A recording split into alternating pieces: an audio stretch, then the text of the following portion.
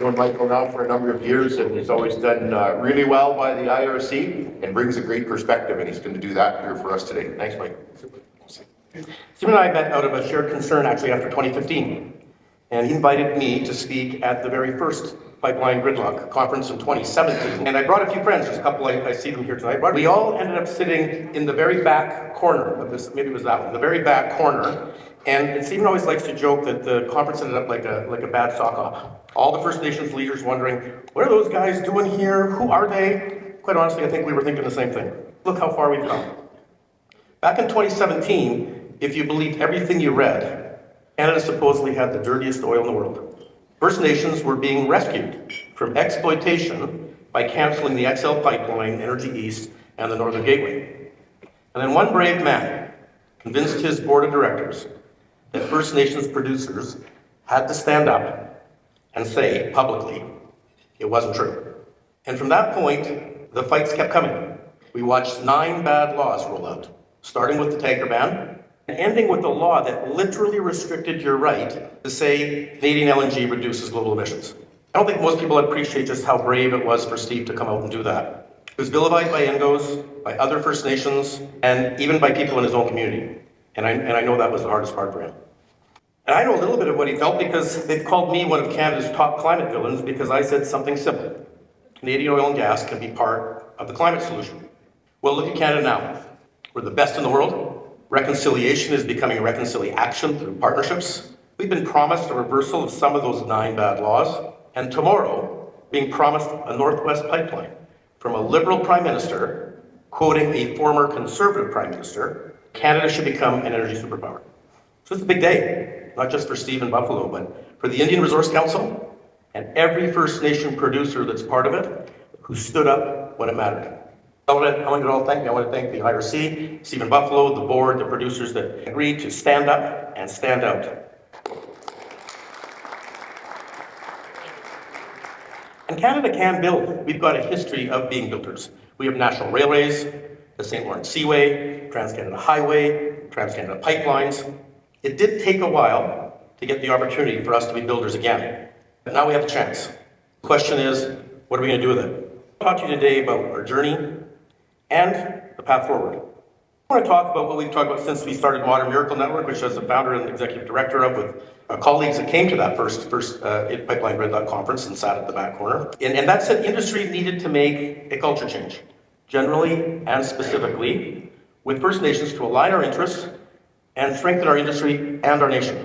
I want to talk about why I think oil and gas is still the best energy choice for most places, and why I think it continues to deliver the miraculous benefits of our modern society. And we all know that knowledge is power.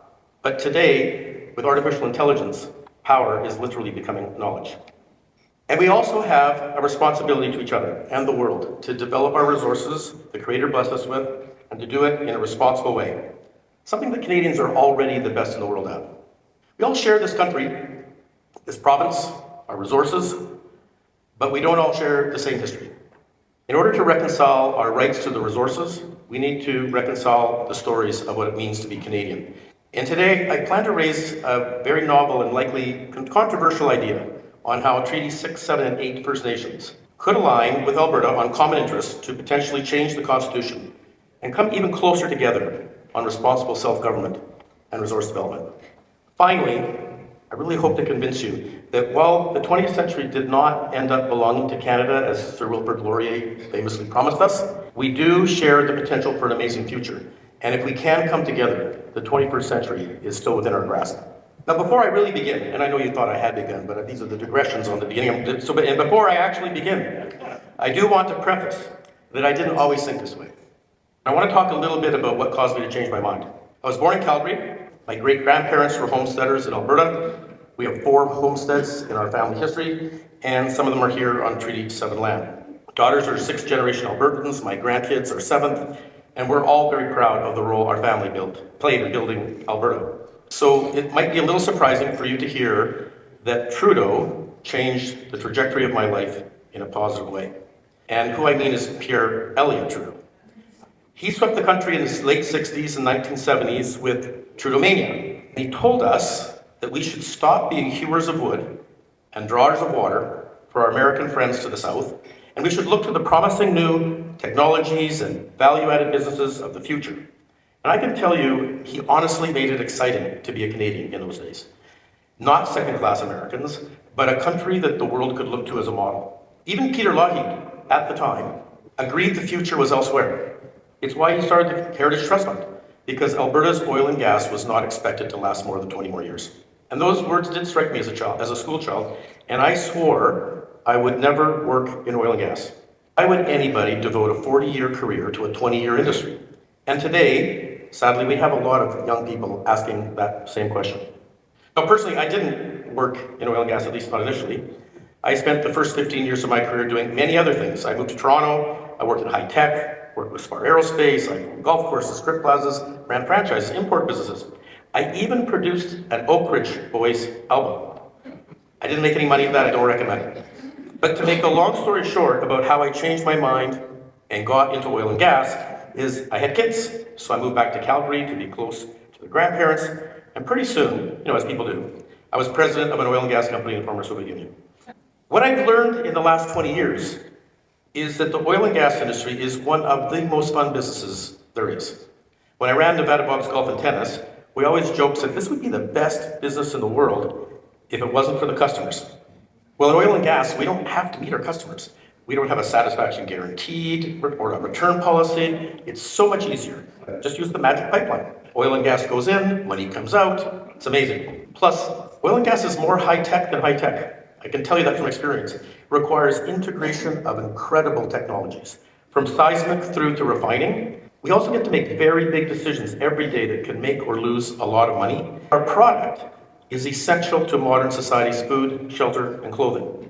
In fact, there would not be modern society without it. But mostly what I've learned is there's absolutely nothing wrong with being hewers of wood and drawers of water if you're the world's best at it. Using the world's leading technologies that protect our environment. So look at Calgary. When I was here in the 1970s, it was 400,000 people. Today, we're 1.8 million people. And yet the air and water is cleaner today than it was then. I've witnessed this myself.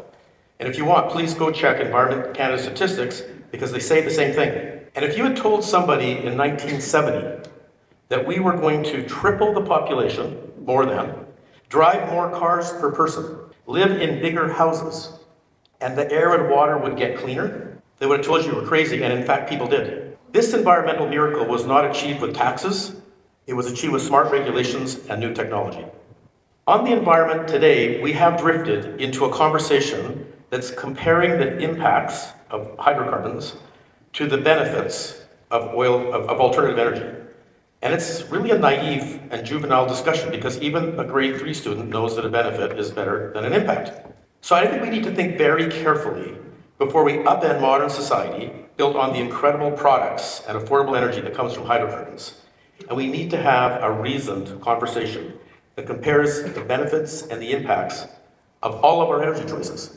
And at Modern Miracle Network, we believe in an all of the above choice.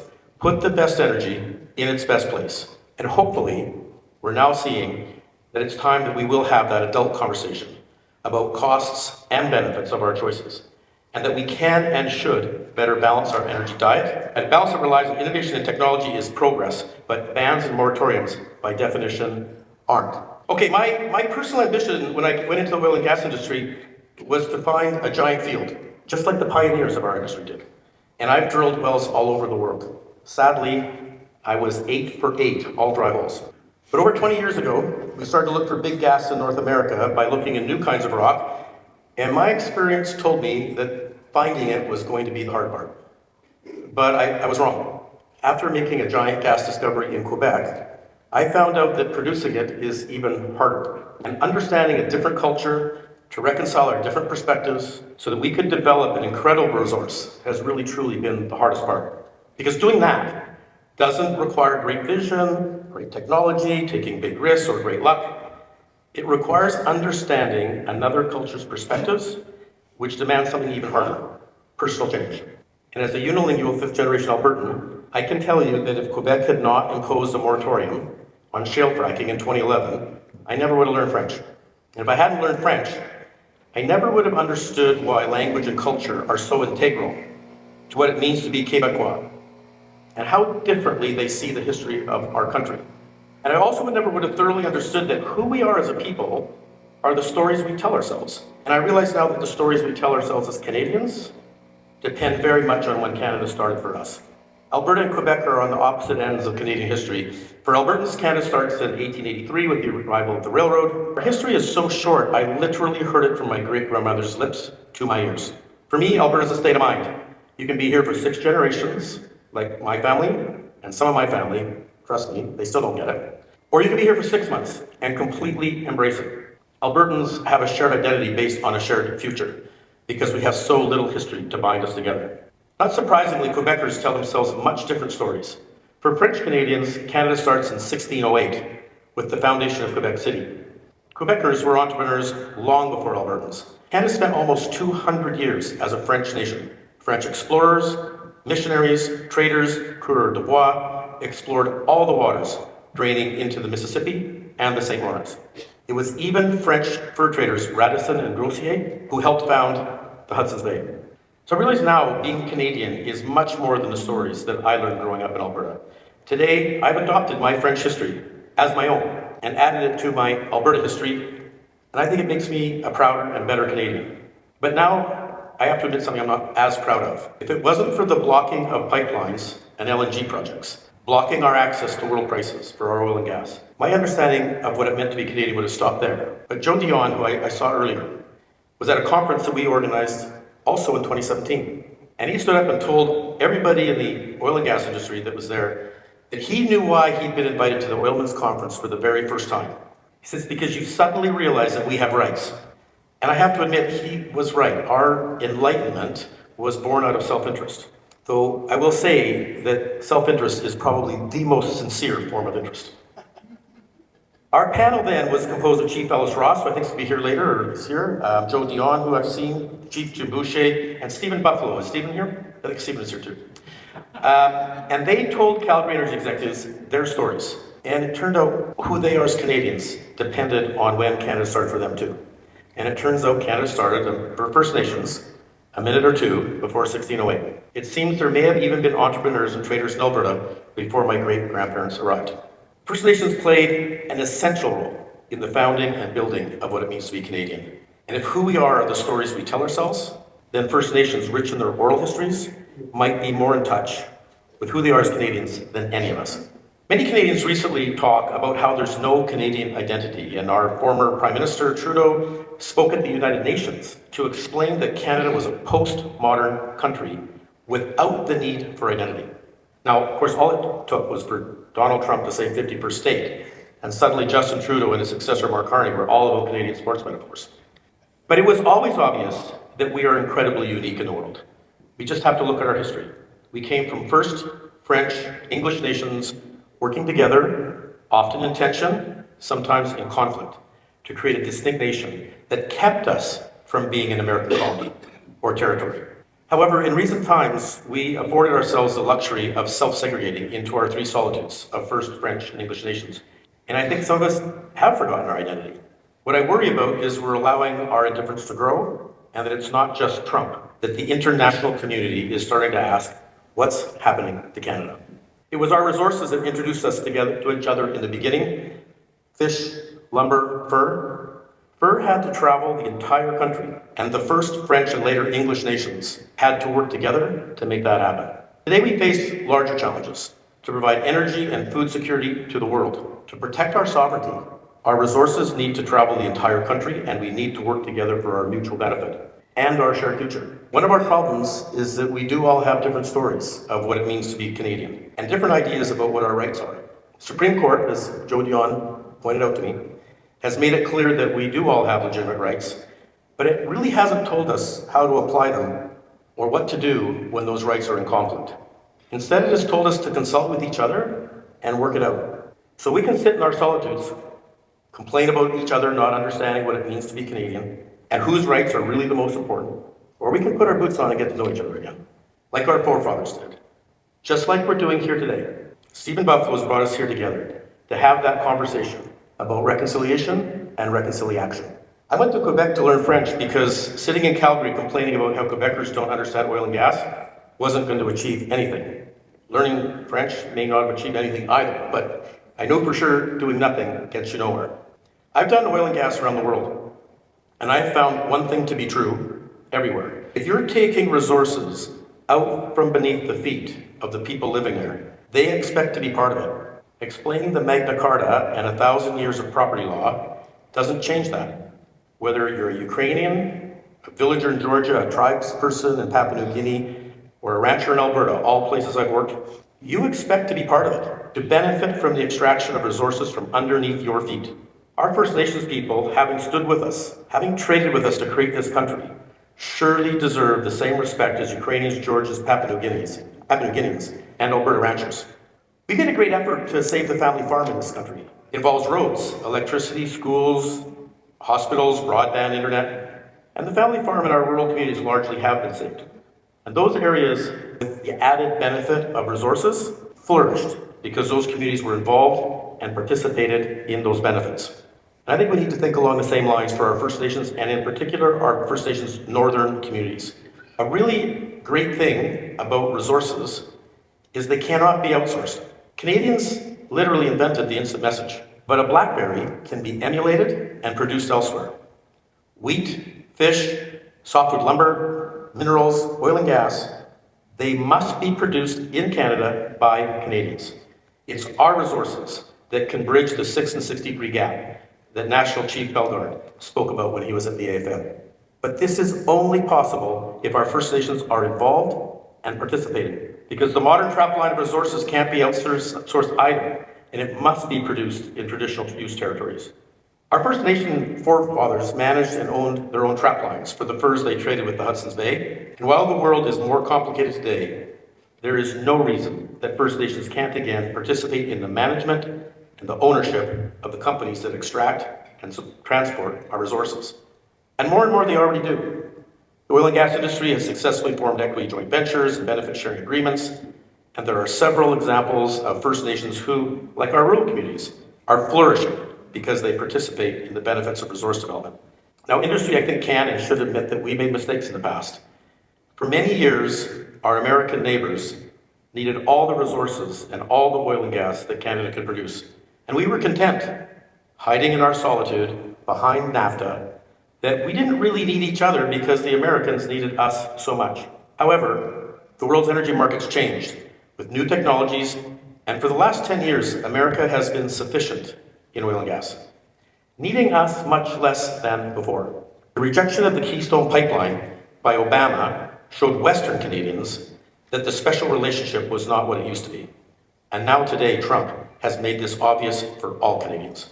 Just at the beginning, when America was more threat than friend, we need each other again. Alone, we're vulnerable.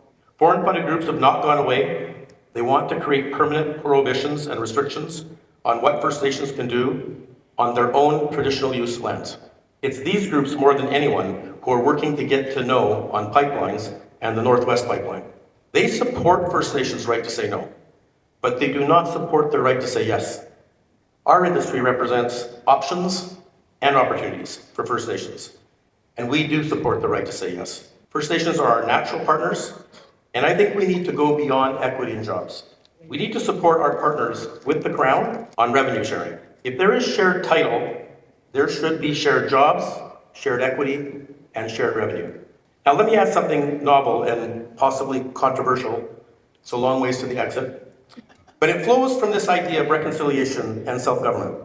I published a peer-reviewed paper with Macdonald Laurier in September on the history of the Canadian Constitution and the Convention of Responsible Government. And it shows there is already a lawful, responsible way to reconcile Alberta's desire for autonomy, more autonomy, with First Nations' desire for real self-government.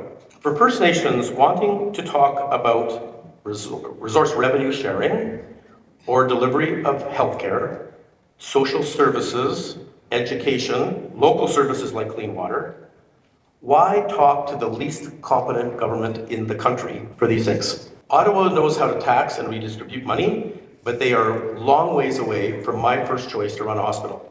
Section 9124 gives Ottawa authority over Indians and lands reserved for Indians, forcing a relationship with distant bureaucrats that hold no experience and no competence on the issues that matter most to First Nations. It's hard to imagine how things easily improve or change under this structure.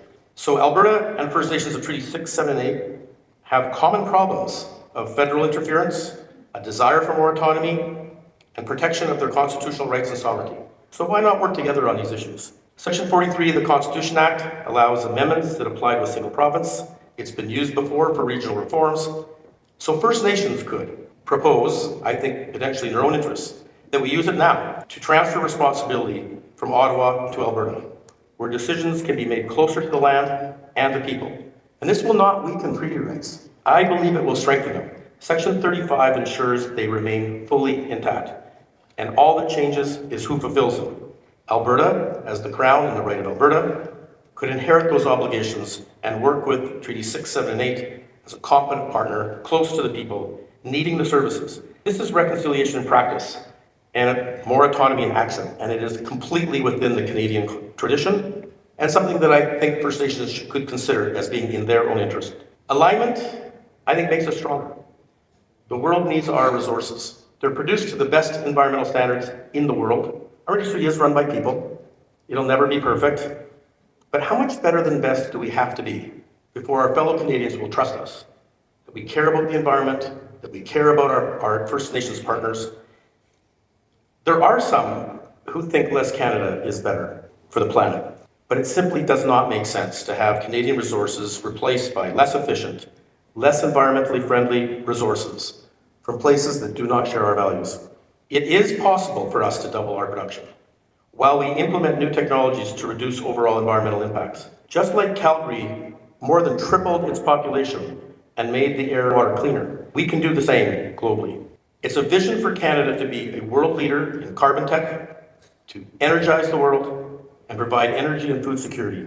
We can stop being a junior partner to the world's largest economies, and we can step up a weight class, be a senior partner vital to our allies' futures, ending all talk of the 51st state. We are the best in the world, and the world needs more Canada. Our work is not done. In fact, it's really just begun. So imagine if we can come together, reconcile our stories, reconcile our rights, support each other in our desire for autonomy and resource sovereignty, then we can end the 9 bad laws. We can build the Northwest Pipeline, can double our oil and gas production, can reduce emissions at the same time. We can become a senior partner in the world. If we stand together, we can be builders again, we can become a senior partner in the world, and the 21st century will belong to Canada. Thank you.